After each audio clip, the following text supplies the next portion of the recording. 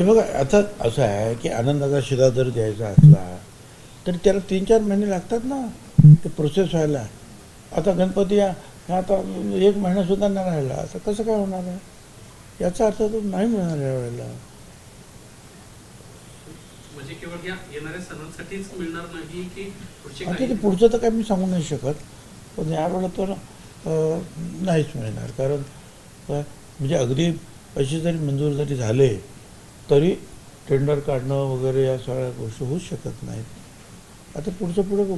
त्याचं कारण काय की जोडीवर ताण लाडकी बहीण म्हणून तुम्ही सांगता, तुम्ही त्याच्यानंतर तुम्ही का उलटा अर्थ घेता. तो साधी गोष्ट आहे. एक 2-4 हजार कोटी राज्याच्या तिजोरीतून इकडून तिकडून गेलं, पण जर एकदम 45,000 कोटी जर कमी होत असतील तर इतर योजना थोडा थोडा तरी परिणाम होणार. अर्थात ते उत्पन्न वाढवण्याचा प्रयत्न होतो आहे, चालले आहेत प्रयत्न, आणि लवकरच जे आहेत पूर्ववत परिस्थिती तो होईलच. त्यावेळेला पुन्हा सगळ्यांना जे आहे कोणावरही अन्याय होणार नाही. आणि शिवभोजन थाळी चालू राहणार. शिवभोजन तूर्त तरी चालू आहे. काय 20-21 कोटी रुपये मिळाले ते आम्ही पाठवले सगळ्यांना. अजूनही मला 2-4 महिन्याचे जे आहेत त्यांची बिलं द्यायची आहेत. पण माझी विनंती एवढीच आहे की या शिवभोजन थाळी हे सगळे व्यवस्थित चालवा.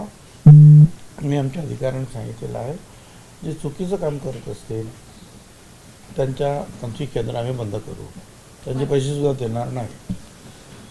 सर, वर्षाला आनंदाचा शिधा या योजनेसाठी किती सरकारी तिजोरीवरती भार पडतो? पूर्ण टोटल खर्च काय? आनंदाचा शिधा आणि शिवभोजन थाळी खर्च शिवभोजन थाळीचा जे आहे साधारणपणे वर्षाचा, कारण सगळेच्या सगळे काही 2 लाख मंजूर आहेत, पण सगळे 2 लाख काही थाळ्या जात नव्हत्या. म्हणजे आणि आम्ही पण देत नव्हतो लोकांना. जाऊ द्या ठीक आहे, आता जे बंद झाले किंवा काय गळाले, तर मला 140 कोटी रुपये वर्षाचे शिवभोजन थाळीचे. आणि नंतर 550 काहीतरी कोटी, म्हणजे आता ठोक सांगतो, आनंदाचे शिधाचे काहीतरी कमी जास्त होते आणखी. तर त्याच्यामध्ये आम्ही 100 रुपये त्यांच्याकडून घ्यायचो ना, तर ती भरपाई व्हायची. आणि मग 350 ते 400 कोटीच्या आसपास एक आनंदाचा शिधा त्याचा खर्च येतो. सर, आणखी एक माहिती समोर आली आहे. सर्व इलेक्शन एकत्रित घेण्यासाठी मनुष्यबळ सध्या कमी पडत आहे आणि त्यामुळेच टप्प्याटप्प्यानं निवडणुका होतील अशा पद्धतीची माहिती आता समोर येते. नेमकं काही या संदर्भात होऊ शकतं ना. असं आहे की सगळ्या इलेक्शन ज्या वेगवेगळ्या आहेत. काही इलेक्शन जे आहेत पक्षसुद्धा निशाणीवर लढतात. काही कारण इथे पंचायत समितीच्या आहे, जिल्हा परिषदेच्या, नगरपालिकेच्या, महानगरपालिकेच्या, आणखी वेगवेगळ्या किती निवडणुका आहेत सगळ्या. आता सगळ्या एकदम करायच्या तर प्रत्येक त्या निवडणुकीची जे आहे प्रत्येक सगळी वेगळी पद्धती आहे. आणि मग त्याच्यामध्ये जे आहेत लोक कमी पडणारच ना, मनुष्यबळ कमी पडणार. आणि लढणारे जे पक्ष आहेत त्यांच्यावर सुद्धा फार प्रेशर येणार. गावामध्ये काय सांगायचं गावच्या लोकांना, कुठलं मत कोणाला द्यायचं, हे मी मोठ्या अडचणीचा भाग आलो आहे. तर त्यामुळे जे आहे, आणि असं आहे जिल्हा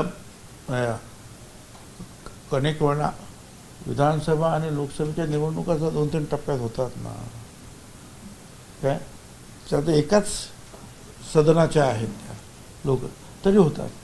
हे तर वेगवेगळे भाग आहेत ना, महानगरपालिका, नगरपालिका, जिल्हा परिषद वगैरे.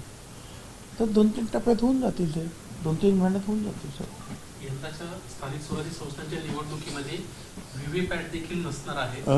यंदाच्या स्थानिक स्वराज्य संस्थांच्या निवडणुकीत व्हीव्हीपॅट देखील नसणार आहे.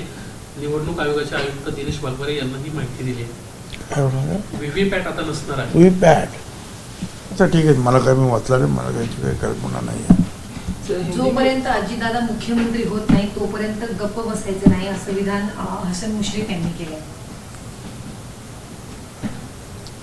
कारण काय असं आहे की कार्यकर्त्यांना काम करण्यासाठी उद्युक्त करायचं असेल तर का बोलू नये.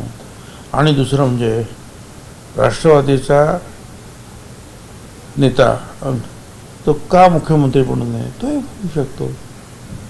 आता एकनाथराव शिंदे तर झालेच की नाही अचानक, काय होऊ शकतं राजकारणामध्ये. परत आमची ताकद पण असली पाहिजे तेवढी, ती वाढली तर आपण कोणी त्याचा विचार पुढे मागे कधीतरी होऊ शकतो. पण तुमची शक्तीच नसेल तर तुम्हाला कोण काय देते आहे. म्हणून तिची शक्ती वाढवणं हा त्याच्या पाठीमागचा मेन उद्देश आहे बोलण्याच्या मागे.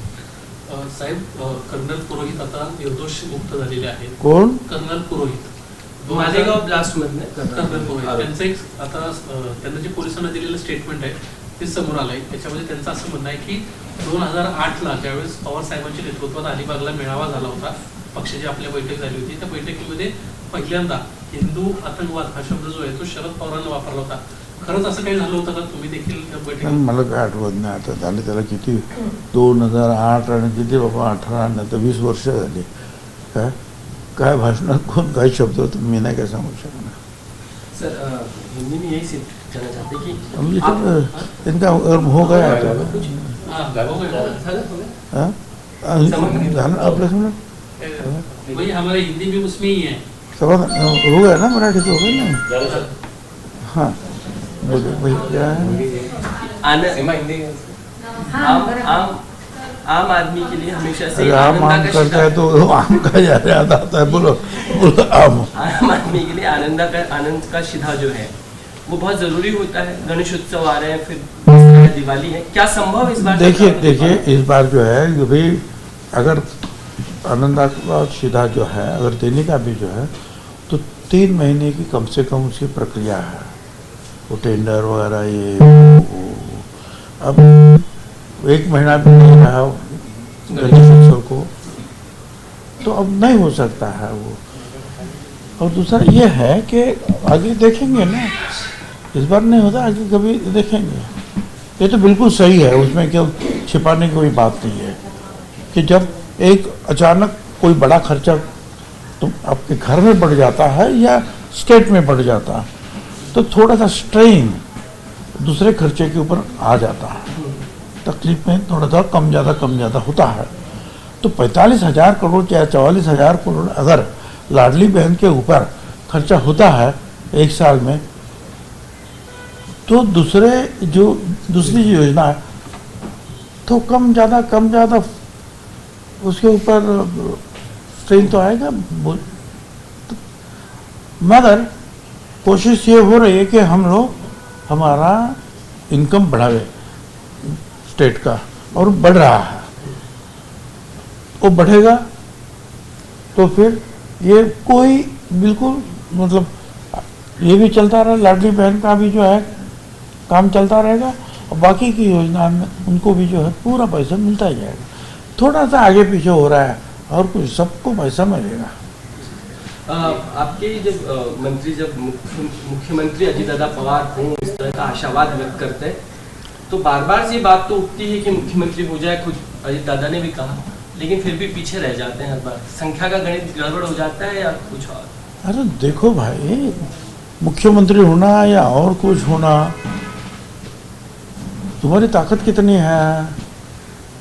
अगर तुमको मुख्यमंत्री बनना है तो 288 विधायक है.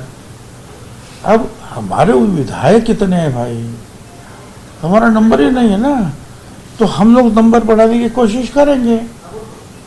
और वो कब हो गई, जब जिला परिषद, महानगर पालिका, नगर पालिका, देहातों में हमारी ताकत बढ़ेगी तो अपने आप हमारे विधायक बढ़ेंगे. विधायक बढ़ेंगे तो हमें भी हमारा नेता मुख्यमंत्री हो, जो आज लगता है वो हो सकता है. क्यों नहीं होगा. एक जमाना ऐसा था, मैंने कहा अभी 85 में 1985 में 2 या 4 विधायक थे भाजपा के. प्रेम कुमार जी शर्मा थे, आशु अडवाणी थे, राम नाईक साहब या राम कापसे, खत्म. उत्तमराव पाटिल. अब कितने हैं. वही बात जो है, 1 या 2 सांसद थे, अब कितने हैं बीजेपी के. तो काम करते रहो. क्या कोशिश करने वाले की कभी हार नहीं होती है. तो ये पार्टी में भी लागू है कि पार्टी काम करता रहे. एबीपी माझा, उघडा डोळे बघा नीट.